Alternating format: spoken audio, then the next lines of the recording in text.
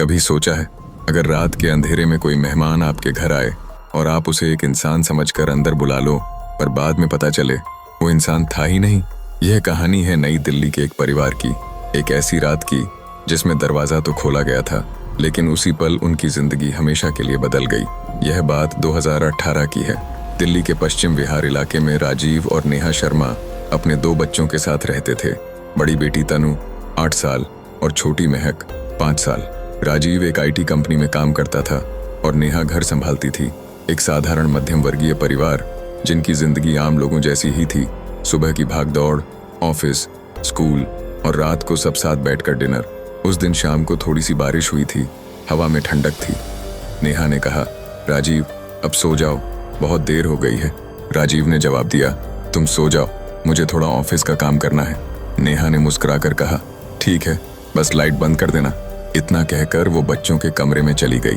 करीब 11 बजे अचानक दरवाजे पर जोर की खटखट हुई। ठक ठक ठक। नेहा ने चौंक कर राजीव की ओर देखा। इतनी रात को कौन हो सकता है, उसने धीमे से कहा। राजीव उठा और बोला, मैं देखता हूँ। जब उसने दरवाजा खोला तो बाहर एक आदमी खड़ा था, करीब 30-35 साल का, भीगी हुई शर्ट और हाथ में एक काला बैग। चेहरा थका हुआ लग रहा था, लेकिन उसकी आंखों में कुछ अजीब सा चमक थी। वो बोला, भाई साहब माफ कीजिएगा, मेरा मोबाइल बंद हो गया है, बस थोड़ा चार्ज करना है, एक कॉल करनी है, फिर चला जाऊंगा। राजीव ने एक पल के लिए सोचा। अंदर से नेहा की आवाज आई, कौन है? राजीव बोला, कोई आदमी है, फोन चार्ज करना चाहता है। नेहा ने कहा, इतनी रात को? लेकिन चलो, इंसानियत के नाते मदद कर दो। राजीव ने सिर हिलाया और दरवाजा खोल दिया। वो आदमी अंदर आया और सोफे पर बैठ गया। राजीव ने उसे चार्जर दिया। वो बोला, बस 5 मिनट की बात है। वो आदमी अपने फोन को चार्जिंग पर लगाकर चुपचाप बैठ गया। कमरे में अजीब सी खामोशी छा गई। थोड़ी देर बाद छोटी महक अपनी नींद में आंखें मलते हुए बाहर आई। उसने उस आदमी को देखा और बोली, अंकल आप कौन हो?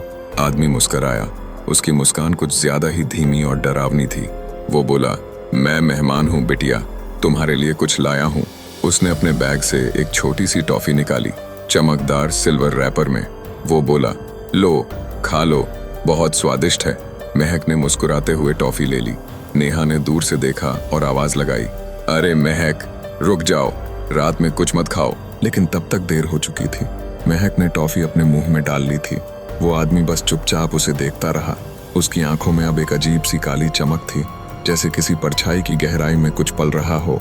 कुछ सेकंड तक सब सामान्य लगा, फिर अचानक महक ने सिर उठाया और उसी आदमी की तरफ देखने लगी। उसकी आंखें अब काली पड़ चुकी थीं, बिल्कुल उस आदमी की तरह। नेहा ने डरते हुए कहा, राजीव ये क्या हो रहा है? राजीव महक के पास गया, उसे उठाने की कोशिश की, पर महक चिल्लाई, मुझे मत छुओ। उसकी आवाज में अजीब सी दोहरी गूंज थी, जैसे 2 लोग एक साथ बोल रहे हों। राजीव पीछे हट गया। तभी वो आदमी धीरे से बोला, अब ये मेरी है। नेहा चिल्लाई, क्या मतलब तुम्हारा? वो आदमी बोला, मैंने इस पर वशीकरण किया है, अब ये मेरी बात मानेगी। राजीव उस पर झपट पड़ा, लेकिन उस आदमी ने अपने बैग से कुछ राख जैसा पाउडर निकाला और राजीव के ऊपर फेंक दिया। राजीव वहीं गिर पड़ा, जैसे उसका शरीर जम गया हो, हिल भी नहीं पा रहा था। नेहा की आंखों से आंसू निकल आए। वो आदमी अब महक के पास गया, उसका हाथ पकड़ा और उसके कान में कुछ फुसफुसाया। महक की आंखें धीरे धीरे बंद हो गईं, चेहरा बिल्कुल भावहीन, जैसे किसी और के नियंत्रण में हो। नेहा भागकर किचन में गई और बेलन उठाकर उस आदमी के सिर पर दे मारा। वो पीछे गिरा, लेकिन उसके सिर से खून नहीं, बल्कि काला धुआं निकलने लगा। वो चिल्लाया, पर वाजिब है, जैसी थी जैसे कोई दूर से हवा में फुसफुसा रहा हो। नेहा ने झट से महक को उठाया और बेडरूम की तरफ भागी। उसने दरवाजा बंद कर दिया। अंदर से महक ने धीमे से कहा, मम्मा मैं थक गई हूँ, मुझे सुला दो। नेहा ने उसका हाथ पकड़ा, पर वो हाथ बर्फ की तरह ठंडा था। उसने देखा महक के गले में एक छोटा तावीज लटक रहा था, जो पहले वहां नहीं था। नेहा समझ गई कि यह किसी काले जादू का असर है। वो रोने लगी, भगवान मेरी बच्ची को बचा लो। तभी अचानक बेडरूम का दरवाजा अपने आप खुल गया। वो आदमी फिर सामने था, उसकी आंखें पूरी तरह काली और चेहरे पर एक डरावनी मुस्कान। वो बोला, अब इसे कोई नहीं बचा सकता, यह अब मेरी है। उसके हाथ में वही सिल्वर टॉफी का रैपर उड़ रहा था, जैसे किसी अदृश्य हवा में नाच रहा हो। नेहा ने पूरी ताकत से महक को झकझोरा, जाग जाओ बेटा, जागो। और उसी पल उसने भगवान का नाम लिया। ओम नमः शिवाय। तुरंत कमरे में एक तेज हवा चली, लाइट्स टिमटिमाने लगीं और वो आदमी चीखते हुए धुएं में बदल गया और गायब हो गया। महक बेहोश थी लेकिन जिंदा थी। राजीव धीरे धीरे होश में आया। उसका शरीर फिर सामान्य होने लगा।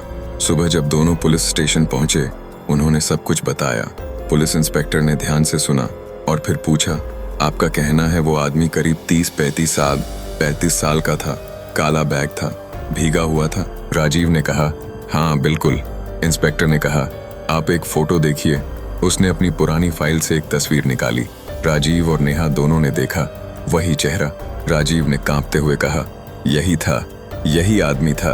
इंस्पेक्टर ने गहरी सांस ली और कहा, यह आदमी 5 साल पहले मर चुका है। तब से कई परिवारों ने बताया है कि उनकी बिल्डिंग में रात को 11 बजे कोई फोन चार्ज करने के बहाने दरवाजा खटखटाता है और फिर बच्चे बीमार पड़ जाते हैं या गायब हो जाते हैं। लोग कहते हैं ये उसकी आत्मा है जो छोटे बच्चों पर काला जादू करती है। राजीव और नेहा ने उसी दिन वो घर छोड़ दिया। आज भी उस सोसाइटी के लोग कहते हैं, अगर रात के 11 बजे कोई दरवाजे पर दस्तक दे तो दरवाजा मत खोलना, क्योंकि हो सकता है वो सिर्फ मोबाइल चार्ज करने नहीं आया हो,